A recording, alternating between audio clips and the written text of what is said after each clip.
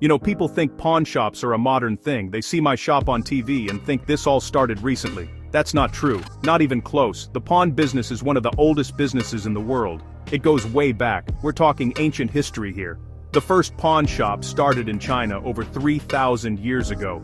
Monasteries run by Buddhist monks acted as the first pawnbrokers. They would lend money to poor farmers. The farmers would give them something valuable as a promise to pay it back.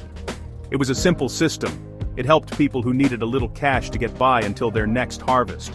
It was all based on trust and collateral. From China the idea spread. The ancient Greeks and Romans had their own versions of pawn shops. In Rome, they were a big part of city life. People from all walks of life used them. If a senator needed some quick cash for a political campaign, he might pawn a piece of expensive jewelry. If a soldier needed money for new gear, he could leave his family heirlooms with a lender. These weren't shady back-alley deals. They were a normal part of the economy. The system helped keep money flowing. It gave people a way to use the value of their possessions without having to sell them forever. It was a lifeline for many. The symbol of the pawn shop, the 3 golden balls, has its own cool history. It comes from the Medici family in Italy during the Renaissance. The Medicis were powerful bankers and lenders. They were one of the richest families in Europe. Legend says one of the Medici ancestors fought a giant and killed him with 3 bags of rocks. The 3 balls on their family crest represented those bags of rocks. Since they were so famous in the world of money lending, other pawnbrokers started using the 3 balls as a sign for their own shops. It became a universal symbol that people recognized everywhere. It meant you could get a loan there. So, when you see those 3 golden balls hanging outside a shop, you're looking at a piece of history. You're seeing a tradition that has survived for thousands of years. It has crossed cultures and continents. It has helped kings and commoners. It's a business built on a simple idea. Your stuff has value, and that value can help you when you're in a tight spot. It's not just about buying and selling old junk. It's about history, finance, and human stories. Every item that comes through the door has a story, and that's what makes this business so fascinating. It's a direct link to the past. When people started coming to America, they brought their traditions with them. They also brought their need for cash. The New World was a land of opportunity, but it wasn't easy. People needed money to start farms, open businesses, or just to feed their families. So, naturally the pawn business came along with them. The first pawn shops in America popped up in the big cities on the East Coast, places like New York, Boston, and Philadelphia. These were the centers of trade and immigration.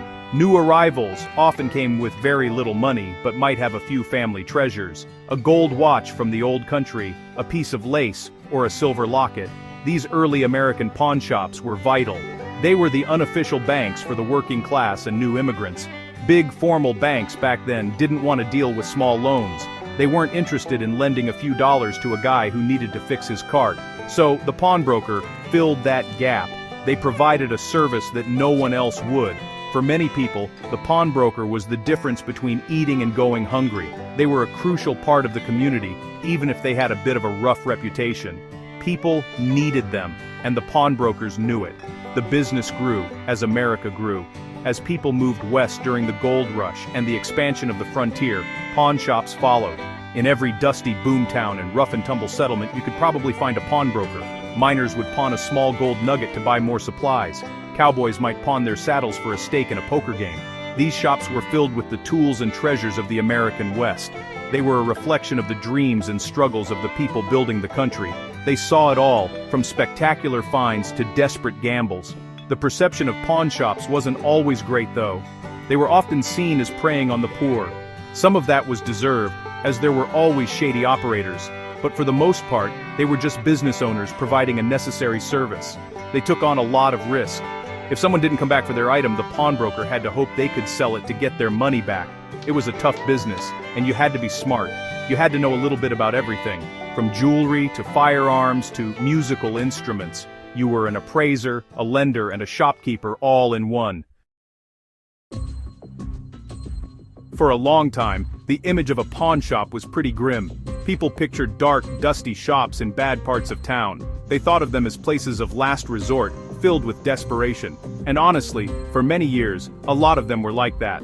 They were often small, family-run businesses that hadn't changed in decades. The windows might have bars on them, and the guy behind the counter wasn't always the friendliest. The focus was purely on the loan side of the business. Selling the items that people didn't reclaim was just a way to recover the loan money, not the main event. Then, things started to change, especially in the late 20th century. A new generation of pawnbrokers came in. We started to see that these shops could be more than just loan counters. They could be amazing retail stores. Think about it. Where else can you find such a crazy mix of items under one roof? You've got diamond rings next to electric guitars. You've got antique coins next to modern power tools. We realized that if we cleaned up the stores, made them bright and welcoming, and organized the merchandise, people would come in just to shop. It was about changing the public's perception. Technology also played a huge role. In the old days, everything was done with a pen and paper. Keeping track of thousands of loans and inventory items was a nightmare. Computers changed all that. We could now track every single item from the moment it came in to the moment it was sold or picked up. This made the business much more efficient and secure. We could also use the internet to research items. If something came in that I'd never seen before, I could look it up in minutes. This helped us make better, more accurate appraisals and smarter loans. The biggest change, of course, was television. Shows like mine, Pawn Stars, brought the pawn business into people's living rooms. It demystified what we do. People got to see that we're not scary loan sharks. We're historians, negotiators, and treasure hunters. They saw the amazing items that come through our doors every day. It made pawn shops cool. Suddenly, people weren't just coming in because they were desperate for cash. They were coming in because they had something interesting they wanted to show us. They wanted to see if their old family heirloom was a hidden treasure. It turned the pawn shop into a destination. A typical day at the pawn shop? There's no such thing. That's the beauty of it. You never ever know what's going to walk through that door. One minute you're looking at a wedding ring from a guy who needs to pay his rent. The next minute, someone brings in a Civil War sword they found in their grandpa's attic. It's a constant flow of humanity and history. You have to be ready for anything. You have to be an expert in everything, or at least be able to fake it until you can call in a real expert. It's a high-wire act, every single day. The core of the business is the negotiation. Someone brings in an item. They want as much money for it as possible. I have to figure out what it is, if it's real, what I can sell it for, and how much I can safely loan on it. There's a lot of back and forth. They tell me their story, why the item is special. I tell them what I see, the good and the bad. It's a delicate dance. I have to be fair, but I also have a business to run. I can't let my heart get in the way of a good deal, but I also can't be a jerk. People are often in a tough spot, and you have to remember that. Then there are the stories. Man, the stories. Every item has one. That guitar isn't just a piece of wood and wire, it's the guitar a guy used to play in his band in the 80s. That locket isn't just gold, it holds a picture of someone's great-grandmother. You hear about triumphs and tragedies. You hear about bad luck and big dreams. You become a sort of bartender or therapist. People open up to you over that counter. You're a part of a small but important moment in their lives. It's a responsibility you have to take seriously. And of course, there's the hope, the dream. Everyone who works in this business, and a lot of people who come in, are hoping to find that one thing, that hidden treasure, the painting bought for $5 that turns out to be a lost masterpiece. The old box of junk that has a rare baseball card at the bottom. It almost never happens. 99.9% of what comes in is just regular stuff. But that 0.1%, that's what keeps you going. It's the thrill of the hunt. You're always looking, always hoping, that the next person to walk in is carrying a piece of history. It was a Tuesday in 1989, just a normal day at a small pawn shop in a little town. The owner, a guy named Mike, was behind the counter. Business was slow. He was sorting through some paperwork, thinking about lunch. The bell on the door jingled, and a man walked in. He looked like any other guy. He was a carpenter, a working man, just looking to make a few bucks. He was carrying a folded-up piece of old paper. It was tucked inside a cheap frame he'd bought at a flea market for $1 because he liked the picture that was in it. The man, let's call him Stan, put the frame on the counter. He told Mike he had taken the frame apart to clean it. When he did, he found this old yellow document folded up behind the picture. He thought it looked old and maybe, just maybe, it was worth something. He said he needed about $20 to help pay for some tools. He wasn't looking for a fortune. He just thought this weird old paper might be worth a little more than the frame he found it in. He had no idea what he was holding. He just saw it as a potential $20. Mike looked at the document. It was definitely old. The paper was brittle and the ink was faded. It was covered in fancy, old-fashioned handwriting. He could make out some of the words. He saw things like Congress, July 4, 1776, and the name John Hancock. Now, Mike was a pawnbroker, not a history professor. But even he knew those words were important. His heart started to beat a little faster. He tried to keep his cool. In this business, you can't show your excitement. You play it calm no matter what. Mike told Stan that it looked interesting. He said he wasn't sure what it was, but it was old enough that he was willing to take a risk. He offered Stan the $20 he was asking for. Stan was happy. He took the cash, thanked Mike, and walked out the door, probably thinking he'd made a pretty good deal. He got $20 for a piece of old paper he found by accident. Mike, on the other hand, was left standing there, holding the frame and the document. He had a gut feeling. A feeling that this wasn't just some old paper. This was something else entirely. Mike carefully took the document out of its hiding place. He unfolded it right there on the counter, and honestly, the paper was so fragile he was afraid it might just fall apart in his hands. As he spread it out, the full text finally became visible. At the top, in big, bold letters, it said, "In Congress, July 4th, 1776. A declaration by the representatives of the United States of America in General Congress assembled." Mike just stared at it. It sure looked like the Declaration of Independence. But, I mean, it couldn't possibly be the real one, right? Everyone knows the real one is in Washington, D.C., under thick glass and heavy security. Still, he started reading the text. Every word was there. When, in the course of human events, and then, down at the bottom, he saw the signatures, including John Hancock's famous autograph. But this wasn't handwritten, it was printed. That's when Mike realized this wasn't a one-of-a-kind handwritten copy, it was an old printing. But just how old was it? Was it some cheap souvenir you could pick up in a gift shop, or was it something way more important? He knew he was way out of his depth now. This was way beyond his usual business of gold rings and power drills. So, he decided he needed to call in an expert. He made a few phone calls and finally got in touch with a rare book and document specialist. The expert agreed to come down to the shop and take a look. The wait felt agonizing. Mike put the document in his safe, tried to go about his day, but he just couldn't stop thinking about it. Was he sitting on a national treasure, or just a worthless old copy?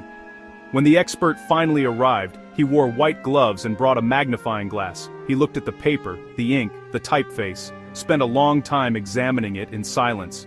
Mike just waited, nerves totally on edge. Finally, the expert looked up, took off his glasses, and told Mike, "What you have here is one of the first official printings of the Declaration of Independence." He explained that on the night of July 4th, 1776, a printer named John Dunlap was hired to make copies. These copies, known as the Dunlap broadsides, were sent out to the colonies and the army. They were the very first way most people saw the Declaration. Only about 200 were ever printed, and at that time, only 23 were known to still exist. Mike was holding number 24. The news hit the small town like a lightning bolt. A pawn shop owner had found a copy of the Declaration of Independence. At first nobody believed it, it just sounded like some wild rumor. Some folks thought Mike was playing a prank, or maybe he'd been tricked himself. But once the story hit the local newspaper, with quotes straight from the expert, everyone realized it was for real. Suddenly, the pawn shop, which most people barely noticed before, became the center of attention. Cars slowed down as they drove past. People would stop and peer into the windows, hoping to catch a glimpse of the historic document. Mike became an overnight local celebrity. Reporters from all over the country started calling him. He was on the evening news. Everyone wanted to know the story. How did he find it, and what was he going to do with it? Mike was just a regular guy, and all this attention was honestly overwhelming. He was proud of what he'd found, but also just a little stunned. He'd gone from dealing with a handful of customers each day to being at the center of a national news story. His little shop was now on the map for a reason he never could have imagined. The public's reaction was just amazing. People were genuinely excited and proud. It felt like a piece of shared history had been rediscovered in the most unlikely of places. It wasn't sitting in some stuffy museum or a rich collector's vault. It was found at a pawn shop, a place for everyday folks. That made the story even better. It was a real underdog story. It showed that incredible treasures could be hiding anywhere, just waiting to be found. School children took field trips just to see the outside of the shop. The town's historical society held special meetings to talk about the find, and of course, everyone wanted to know about Stan, the guy who sold it for $20. The newspapers tracked him down, and he became part of the story too. He wasn't bitter or angry, he was just as shocked as everyone else. He laughed about it, saying, "I guess I should have asked for $30. His good-natured reaction made people love the story even more. It wasn't about greed or regret, it was about a moment of incredible luck and a shared sense of wonder. The whole community felt like they were a part of this amazing discovery. This discovery wasn't just a feel-good story, it actually had a real, lasting impact on the pawn industry. Before this, most folks saw pawn shops as places where you went to get a quick, desperate loan. The whole treasure hunting idea was something only pawnbrokers and a few collectors really knew about. But the discovery of the Declaration of Independence changed that perception forever.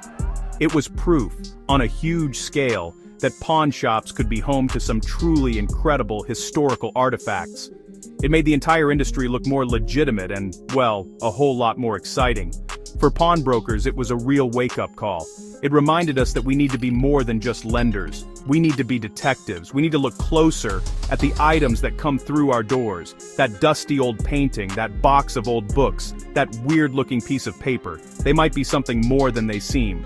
This story encouraged pawnbrokers to invest more in knowledge and research. It made us realize just how much potential value could be hiding in plain sight. It pushed the whole industry to become more professional, to train staff to spot items of potential historical or artistic value. The story also brought a new type of customer into pawn shops. People started digging through their own attics and basements. They brought in old items not just for a loan, but to get an appraisal. They were inspired by the story of the Declaration. They thought, hey, maybe my grandpa's old stuff is valuable too. This created a whole new stream of business. We weren't just dealing with folks in financial need anymore. We were also dealing with amateur historians and treasure hunters. It made the job a lot more interesting and brought a wider variety of items through our doors. Ultimately, the find was put up for auction. It sold for a staggering $2.42 million. That number sent shockwaves through the industry. A $20 pawn turned into a multi-million-dollar treasure. It was the ultimate proof of concept for the pawn business model. This wasn't just a hobby, it was a business where incredible profits were possible if you were smart, knowledgeable, and, yeah, a little bit lucky. The story became a legend in the pawn world, a tale told to every new employee. It represents the dream that keeps us all going, the hunt for the next big score. The story of the pawn shop Declaration of Independence is more than just a lucky break. It's honestly a perfect example of what makes this business so special. It's about the intersection of ordinary life and extraordinary history. A regular guy needed $20. A pawnbroker took a small risk on an interesting-looking item. And together, without even knowing it, they saved a priceless piece of American history from being lost forever. Just think about it for a second. If that carpenter hadn't decided to clean that cheap frame, that document might still be hidden. Or worse, it could have been thrown in the trash. This tale really reinforces the idea that history is all around us. It's not just in museums, it's in our homes, tucked away in drawers and boxes. It's hiding in plain sight at flea markets, garage sales, and, of course, pawn shops. These places are like time capsules. They're filled with the forgotten objects of countless lives. And every once in a while, one of those objects turns out to be something truly remarkable. It's a powerful reminder to always keep your eyes open and to never judge a book or a dusty old document by its cover. For me and other pawnbrokers, this story is the ultimate motivation. It's why we love what we do. Sure, we have to deal with a lot of mundane stuff. We test gold, count diamonds, and price power tools all day long. But in the back of our minds, we're always thinking about that declaration. We're always hoping that the next customer to walk in will be holding something just as incredible. That hope is what makes the job an adventure. It transforms the shop from a simple store into a treasure chest where anything is possible. So, the next time you pass a pawn shop, don't just see it as a place for quick cash. See it for what it really is, a museum of the people, a place where stories and history are bought, sold, and sometimes rediscovered. The legacy of finds like the Declaration of Independence is that they opened the world's eyes to the magic of the pawn business. They showed that behind the counter and on the shelves, hidden gems are waiting. And the hunt for those gems is a story that will never get old. You just never know what's going to come through that door.